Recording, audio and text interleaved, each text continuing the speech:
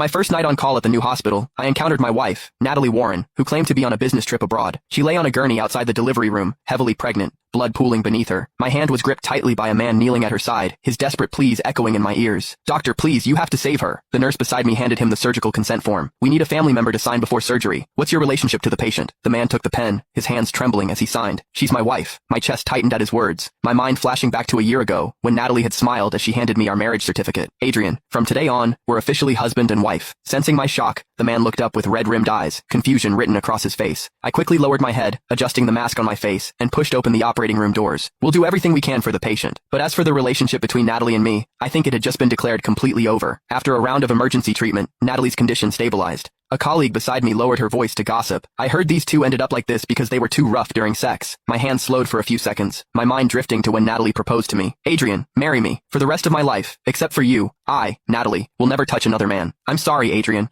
I accidentally got a gynecological condition. The doctor said we can't have sex. Just wait a bit longer." I believed her. I was now saving her soon-to-be-born child. So it wasn't about physical discomfort, it was simply because she didn't love me. The surgery ended smoothly. I held the newborn baby in my arms. When I opened the operating room door, the man waiting outside immediately stood and rushed over. "How's Natalie?" I looked at the man before me, recalling the name he'd signed on the consent form. Ethan Shaw. A complete stranger. Natalie had never mentioned him before. I handed him the baby and offered my congratulations. "Congratulations. The surgery went well. Mother and daughter are both safe." Ethan's tense expression visibly relaxed. He seemed about to say something more when Natalie's gurney was wheeled out from behind me. "Ethan." She lay on the bed, extremely weak. Ethan immediately brushed past me, rushing to her side. Natalie touched the baby with one hand and held Ethan's hand with the other. "Ethan, our baby looks so much like you. When she grows up, she'll be just as handsome as you." I clenched my fists. Elena Hayes had just finished surgery, and I'd just been transferred to this upper-level hospital. This wasn't the right time or place to tear away this facade. After regaining some strength, her gaze fell on me. "Thank you so much, doctor. May I ask your name?" Natalie didn't recognize me. I stared into her eyes, trying to find a trace of guilt. "My surname is Smith. Just call me Dr. Smith." Ethan quickly diverted her attention, and she didn't spare me another glance. As soon as I returned to the on-call room, my phone vibrated in my pocket. I slid to answer, and Natalie's voice came through. "Adrian, there's a sudden emergency at the company. I might not be able to come back for a while." My silence made Natalie misunderstand, thinking I was sulking, so she continued talking. "Be good. When I'm done here, I'll definitely make time for our honeymoon trip." Natalie, before she could finish, Ethan's call and the baby's crying sounded on the other end of the line. "Gotta go." Natalie hastily hung up the phone. I made a phone call. "Send me the marriage certificate from the study cabinet.